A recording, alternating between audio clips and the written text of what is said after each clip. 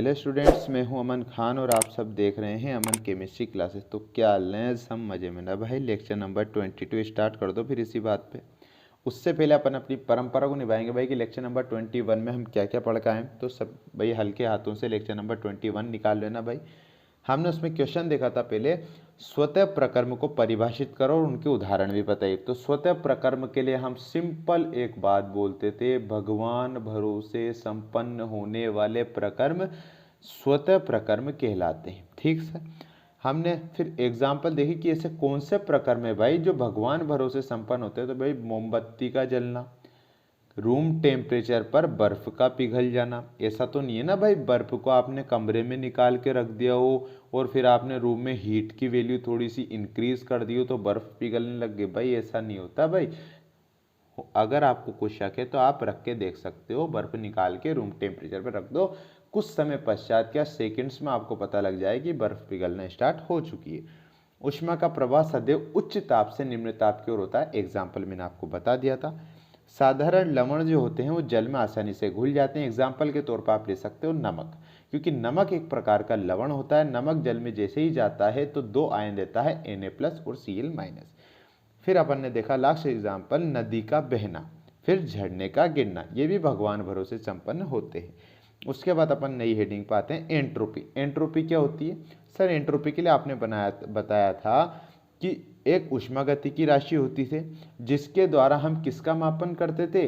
अव्यवस्था के स्तर का मापन करते थे। किसी भी तंत्र के अंदर अव्यवस्था के स्तर का मापन किया जाता था।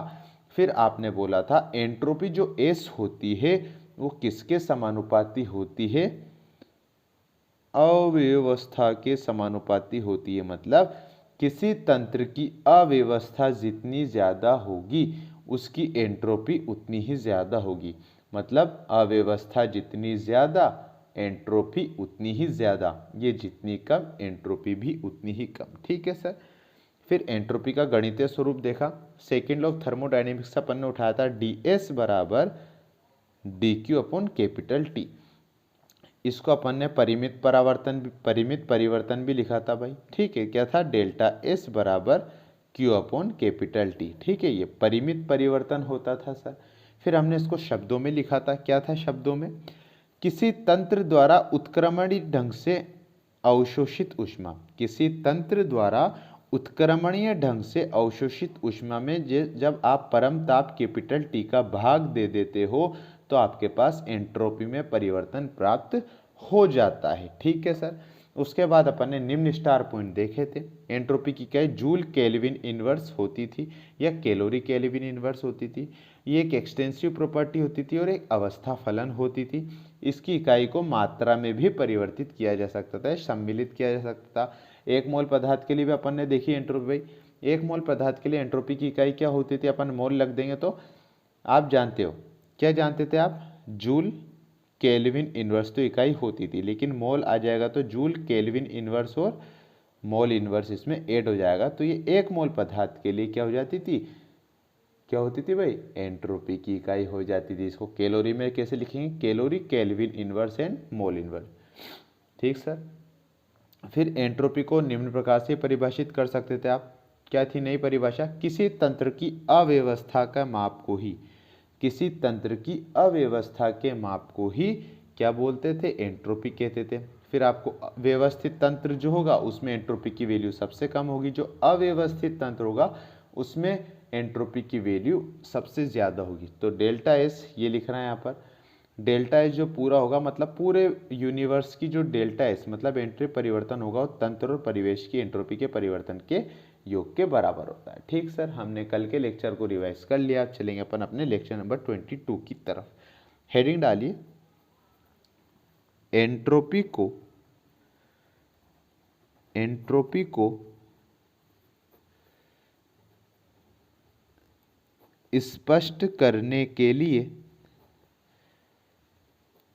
एंट्रोपी को स्पष्ट करने के लिए कुछ महत्वपूर्ण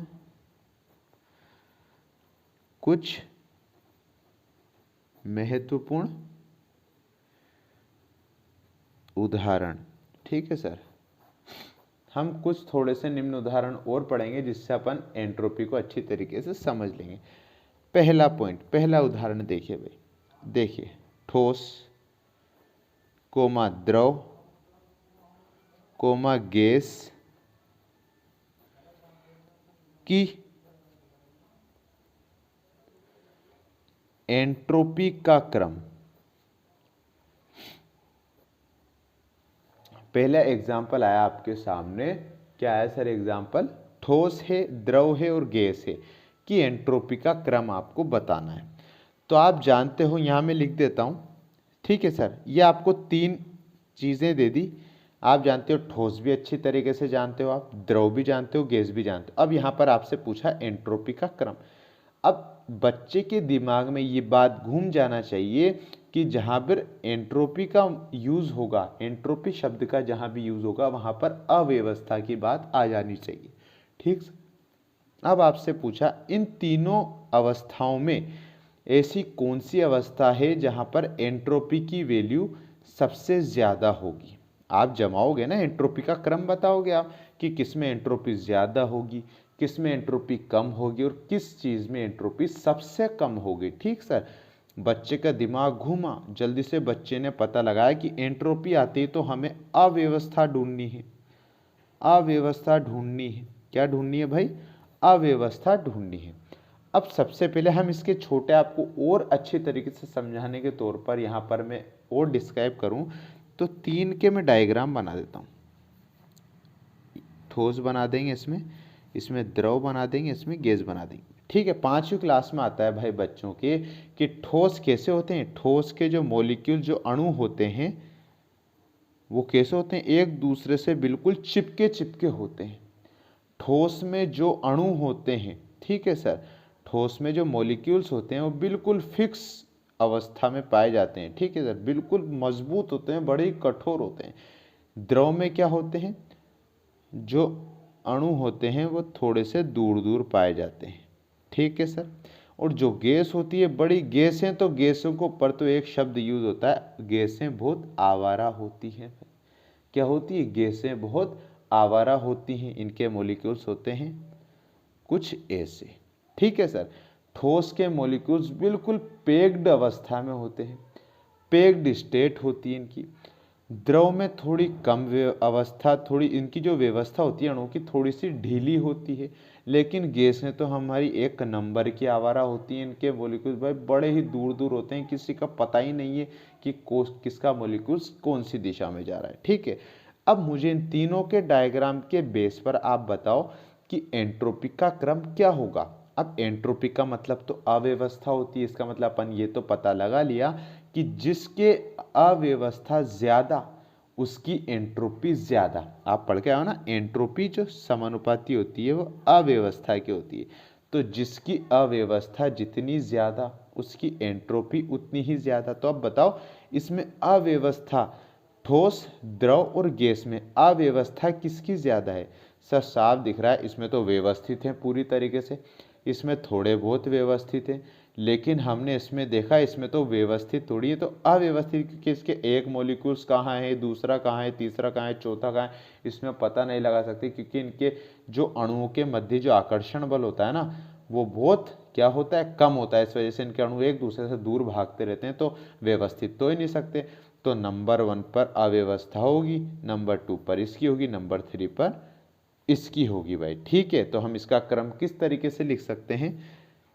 जो गैस है उसकी अव्यवस्था सबसे ज्यादा होगी, फिर द्रव की अव्यवस्था होगी, फिर ठोस की अव्यवस्था सबसे कम होगी। ये होता है एंट्रोपी का क्रम। आपको एग्जाम्पल का आंसर देना है इस तरीके से, ठीक है सर। अव्यवस्था ही आपकी एंट्रोपी है। तो अपन ने तीनों के डायग्राम बनाए, उनके बेस पे अपन ने आसानी से आंसर निकाल लिया भाई। किसी को कोई दिक्कत है क्या? अगर भाई किसी को कोई दिक्कत हो ना भाई, तो भाई साइंस मत लिया करो भाई। ये तो 5वीं क्लास का आपको एग्जाम्पल देकर समझा दिया भाई। वैसे होगी नहीं, कोई दिक्कत ही नहीं है, फिर तो बढ़िया बात है, अच्छी बात है। रॉकेट साइंस तो चल नहीं रही यहाँ पर, ठीक है सर। पहला एग्जाम्पल अपना कंप्लीट हो जाता है। सेकेंड एग्जाम्पल की तरफ चलेंगे भाई। छोटे बच्चों के लकड़ी के खिलौनों के लिए एंट्रोपी का क्रम। ठीक है सर, देखना भैया, जो बच्चों के खेलने के लिए लकड़ी के जो खिलौने हैं, किताब वालों ने अपन को कुछ एक डायग्राम दिए हैं, उसमें अपन बताएंगे एंट्रोपी किस में कम है, एंट्रोपी किस में ज़्यादा है। एक ही कॉमन बात, एक ही बेसिक सा रूल लगेगा, व्यवस्था नहीं बोले तो अव्यवस्था जिसकी जितनी ज़्यादा होगी एंट्रोपी उसकी उतनी ही अधिक होगी। देखिए भाई, दो खिलौने दे रखे हैं आपको, ठीक। पहला डायग्राम मैं बना रहा हूँ।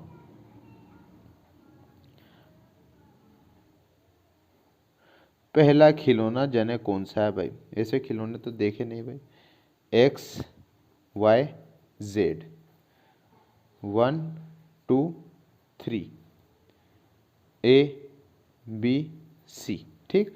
सेकंड डायग्राम आपके सामने आ रहा है भाई, ये सेकंड डायग्राम आपके सामने है।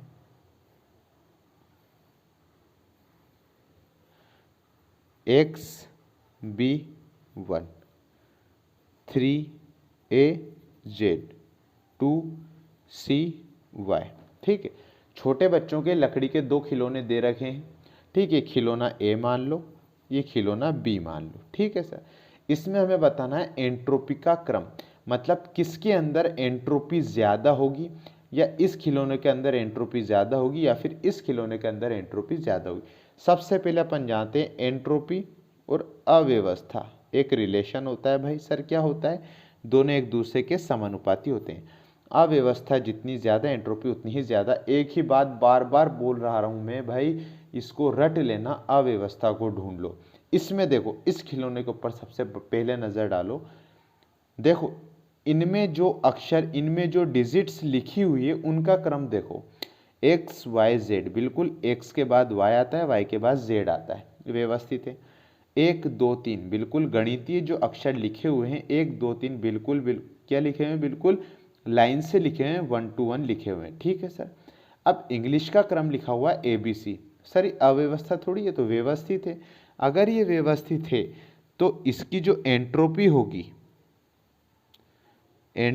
होगी वो कैसी होगी? निम्न होगी। निम्न बोले तो कम होगी। आ गई बात समझ में? हम जानते हैं एंट्रोपी का लेना देना तो केवल अव्यवस्था है, व्यवस्थित वाले खिलौने से तो इसका कुछ लेना देना ही नहीं है, ठीक है सर। इसमें पूरे जो क्रम लिखे हुए हैं, एक्स वाई जेड बिल्कुल क्रम में है, 1 2 3 बिल्कुल व्यवस्थित है, ABC बिल्कुल व्यवस्थित। इसमें तो अव्यवस्था तो अपन को नजर नहीं है, तो इसके अंदर एंट्रोपी क्या होगी? बिल्कुल निम्न होगी या बिल्कुल कम होगी, ठीक सर। अब इस वाले ब्लॉक में आते हैं, XB1 हो गया भाई, मिक्सचर नमकीन बोल सकते हैं अपन इसे। मिक्सचर नमकीन में होता है ना सारे नमकीन मिक्स, तो इसमें देखो भाई, एक्स के बाद बी आ रहा है, बी के बाद 1 आ रहा है, जिसका कोई लेना देना ही नहीं है। 3 के बाद 4 आना चाहिए, लेकिन इसमें ए दिख रहा है, ए के बाद बी आना चाहिए, जिसमें जेड दिख रहा है। 2 के बाद सी आ रहा है, जबकि 2 के बाद 3 आना चाहिए, सी के बाद डी आना चाहिए, लेकिन वाई आ रहा है। तो ये व्यवस्थित क्रम है या अव्यवस्थित क्रम है? सर ये दिख रहा है हमें, आंखों से हम देखते हैं तो हमें तो इसका क्रम अव्यवस्थित लग रहा है, तो इसकी अपेक्षा में अव्यवस्थित होगी, तो इसकी एंट्रोपी इसकी क्या होगी सर? उच्च होगी, हाई होगी, ठीक है सर, एंट्रोपी हाई होगी। तो ये दूसरा एग्जाम्पल हो गया। क्वेश्चन में आ जाए, दो डायग्राम बने हुए, आपसे पूछ ले एंट्रोपी बताइए निम्न किसकी उच्च किसकी, आसानी से बता देना भाई, ठीक है, कोई दिक्कत ही नहीं होना चाहिए, 1 नंबर में कभी पूछ ले भाई। थर्ड एग्जाम्पल आ जाओ भाई, थर्ड एग्जाम्पल की तरफ। दो गैसों का मिश्रण, ये आपको इन्होंने क्या दे दिया? दो गैसों का मिश्रण दे दिया। सर कहाँ दे दिया मिश्रण? बेटा मिश्रण तो ये मैं बनाऊंगा, अभी कहाँ से आ गया? ये देखो भाई, एक कंटेनर ये है, ठीक है सर, एक कंटेनर बनाया जिसमें बीच में पार्टीशन कर दिया भाई, ठीक है। ठीक, पार्टीशन अपन ने कर दिया। ये देखो भाई, इधर हम भर देते हैं गैस ए। ये लेफ्ट हैंड साइड वाले पार्टीशन में अपन ने गैस ए भरी, इधर अपन ने क्या भरी सर, गैस बी भर दी। ठीक है, एक पूरा कंटेनर लिया, उसमें लेफ्ट साइड वाले पार्ट में अपन ने गैस ए भर दी और गैस बी में अपन ने क्या भर दिया, राइट वाले पार्टीशन में भर दिया। यहाँ पर पार्टीशन बीच में डिवाइड कर रखा है, इसका सेपरेट है, इस गैस का सेपरेट पार्ट है। ठीक है सर, अब एक कंटेनर अपन ने ऐसा का ऐसा इधर ले लिया भाई, कोई दिक्कत नहीं है। अब यहाँ पर मैंने दोनों गैसों को मिला दिया भाई। ये देखो भाई, एक को मैंने खड़ी रेखाओं से बना दिया और एक गैस को मैंने आड़ी रेखाओं से बना दी। ठीक, इसमें क्या भरा मैंने, A प्लस बी गैसों का मिश्रण। कोई दिक्कत है क्या? ठीक है, अब बात गौर करने वाली यहाँ पर है, एक कंटेनर में दोनों गैसों को अलग अलग भरा, ठीक है, डिवाइड करके दोनों को बराबर मात्रा में भरा, दोनों को सेपरेटली भरा, और एक कंटेनर में दोनों गैसों को घसड़ पसड़ करके दोनों को उसमें प्रवाहित करा दिया भाई। यहाँ लिख दिया मैंने A प्लस बी, मतलब दोनों गैसों को मिश्रित करके उसका मिश्रण बना दिया भाई। ठीक, अब आप बताओ यहाँ पर जो एंट्रोपी होगी, जो यहाँ पर एंट्रोपी क्रिएट होगी, जो अव्यवस्था होगी, यहाँ पर ज़्यादा होगी कम होगी? सर ये तो अव्यवस्था तो कैसे हो सकती है यहाँ पर, क्योंकि यहाँ पर बी गैस अलग सेपरेट है, गैस ए वो अलग सेपरेट है, दोनों अलग अलग हैं तो दोनों मिल ही नहीं सकती, तो बिल्कुल व्यवस्थित क्रम में है, तो हम यहाँ लिख सकते हैं इनकी जो एंट्रोपी होगी वो कैसी होगी, बिल्कुल निम्न होगी, बिल्कुल कम एंट्रोपी होगी। ठीक है, इसमें अव्यवस्था ही नहीं होगी ना सर, कि दोनों सेपरेट सेपरेट है, कुछ ये अपने में खुश, ये अपने में खुश, कोई दिक्कत नहीं है।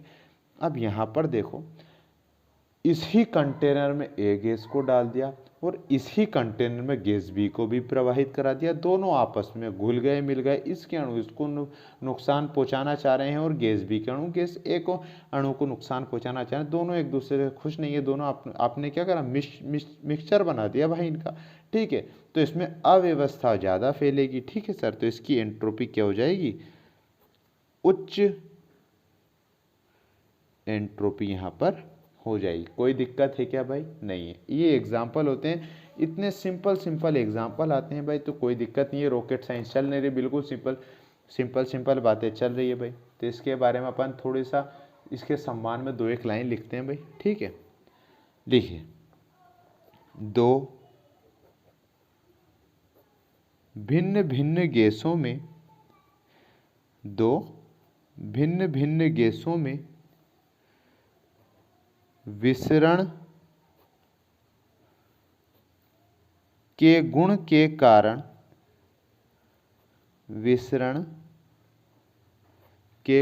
कारण गैसीय अणु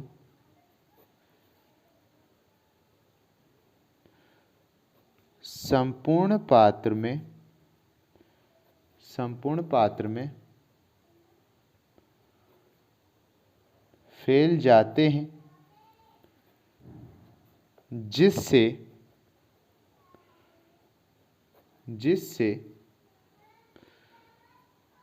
एंट्रोपी बढ़ जाती है।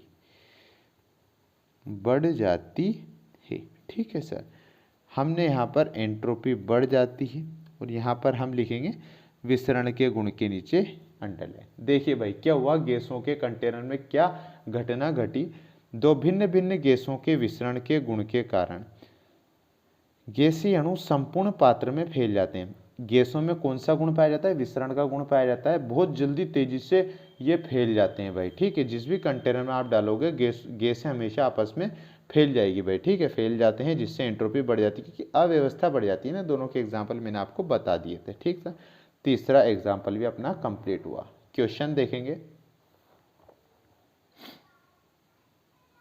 क्वेश्चन लिखिए भाई, सिंपल क्वेश्चन। निम्न के लिए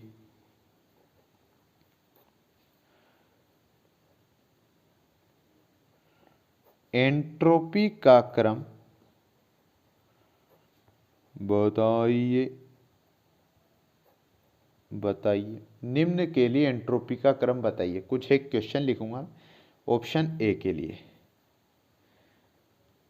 माला में फूल, माला में फूल। बी ऑप्शन है आपके पास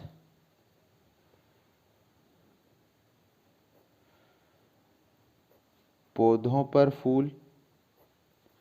सी ऑप्शन है आपके पास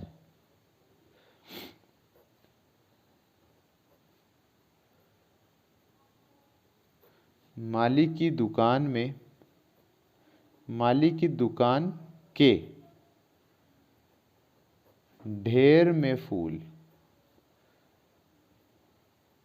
ठीक है सर, ये आपको एक क्वेश्चन दिया, निम्न के लिए एंट्रोपी का क्रम। ये तीन जो ऑप्शन है इसको आपको एंट्रोपी के क्रम में व्यवस्थित करना है। पहला ऑप्शन है माला में फूल, दूसरा ऑप्शन है पौधों पर फूल, तीसरा ऑप्शन है माली की दुकान में जो फूल के जो ढेर, फूल के जो पिरामिड बने होते हैं, मतलब फूल को इकट्ठा करके रखा जाता है, उसके अंदर जो फूल हैं। तीनों में अव्यवस्था का क्रम बताना है। तो बड़ा ही सिंपल है भाई। सबसे पहले आप मुझे बताओ, एक माला कितनी होती है? छोटी सी होती है माला या बड़ी होगी, उसमें कितने फूल होंगे भाई? अज्यूम कर लेना आप खुद में। पौधों पर फूल, ठीक है सर, ये भी आपको मानना पड़ेगा कि एक पौधे में कितने फूल हो सकते हैं, आप गिन सकते हो आसानी से, इतने हो सकते हैं। जबकि माली की दुकान में पड़े हुए फूल कितने होंगे? बहुत ज़्यादा होंगे। ठीक है सर, माली की दुकान में कितने होंगे? बहुत ज़्यादा फूल होंगे। तो अव्यवस्था उतनी ही ज़्यादा होगी। जितनी अव्यवस्था होगी उतने ही क्या होंगे भाई? एंट्रोपी होगी। तो जो सी ऑप्शन है, जो सी ऑप्शन है उसकी अव्यवस्था सबसे ज़्यादा, फिर बी की, फिर ए की। आप जानते हो ना, माला में फूल तो गिनती के लगते हैं सर, 15, 20, 25 लगा दिया, आप आसानी से गिन सकते हो, बिल्कुल व्यवस्थित क्रम में जमाए हुए होते हैं। पौधों पर फूल एक थोड़े से अव्यवस्था क्रम में होते हैं, थोड़े माला से ज़्यादा होते हैं, तो अव्यवस्था बढ़ जाती है। लेकिन माली की दुकान में तो बहुत ही ज़्यादा फूल देखने के लिए मिलेंगे, तो अव्यवस्थित उतने ही होंगे, तो एंट्रोपी उतनी ही ज़्यादा होगी। इसी वजह से सी ऑप्शन में सबसे ज़्यादा एंट्रोपी होगी, बी ऑप्शन में उतनी कम एंट्रोपी होगी, और ए ऑप्शन में उतनी ही कम एंट्रोपी होगी। ठीक है सर, कोई दिक्कत यहाँ तक? चलते हैं फिर आगे। अपना एंट्रोपी भी पूरी तरीके से खत्म हो चुका है। अब आते हैं अपनी नई हेडिंग के ऊपर, मुक्त ऊर्जा, जिसे बोलते हैं फ्री एनर्जी, या दूसरा नाम होता है इसका गिब्स मुक्त ऊर्जा। टॉपिक का नाम है भाई, इंपॉर्टेंट है, 3 स्टार लायक इंपॉर्टेंट है भाई। मुक्त ऊर्जा होती है फ्री एनर्जी, या दूसरा नाम है वैज्ञानिक के नाम पर गिब्स मुक्त ऊर्जा। ठीक है सर, नए टॉपिक है भाई, इसके बारे में सबसे अपन पहले लिखेंगे गिवन बाय, मतलब इस मुक्त ऊर्जा के मेथड को किसने प्रतिपादित किया, कौन से वैज्ञानिक उस्ताद थे जिसने इस मुक्त ऊर्जा को बताया। नाम लिख लीजिए, विलार्ड गिब्स। ठीक है सर, क्या नाम है? गिवन बाय, किसने दिया, कौन वैज्ञानिक थे जिन्होंने मुक्त ऊर्जा के बारे में अपन को पूरा ज्ञान बांटा? तो कौन थे? Willard Gibbs. ठीक है, इसी वजह से इनके इस गिब्स नाम से, इनके सरनेम के पीछे से क्या लगा दिया भाई? गिब्स मुक्त ऊर्जा। मुक्त ऊर्जा के आगे गिब्स लगा दिया क्योंकि इस वैज्ञानिक ने इन्हें प्रतिपादित किया था। तो विलार्ड गिब्स ऊर्जा। ठीक है, इसकी डेफिनेशन लिखते हैं भाई, लिखिए, किसी निकाय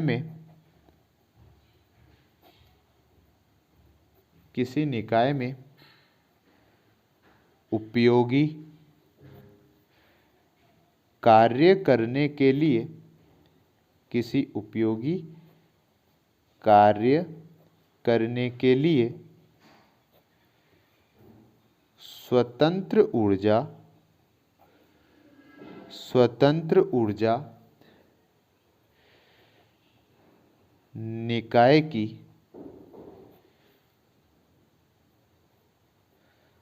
मुक्त ऊर्जा कहलाती है, मुक्त ऊर्जा कहलाती है। ठीक है सर, क्या डेफिनेशन है?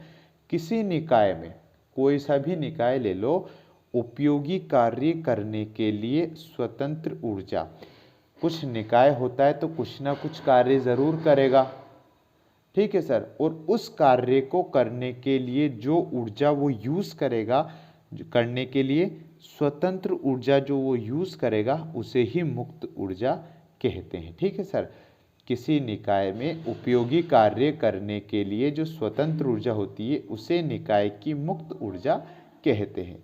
आज के लेक्चर में बस इतना ही, आगे पढ़ेंगे अपने नेक्स्ट लेक्चर के अंदर। आई होप कि आपको वीडियो अच्छी लगी हो। अगर वीडियो अच्छी लगी हो तो लाइक करें, शेयर करें, कुछ प्रॉब्लम आती है तो कमेंट कर दिया करो। हमारे चैनल को सब्सक्राइब कर देना, बेल आइकन को प्रेस कर देना, जिससे हमारे आने वाली वीडियो की नोटिफिकेशन आप तक आसानी से आ सके।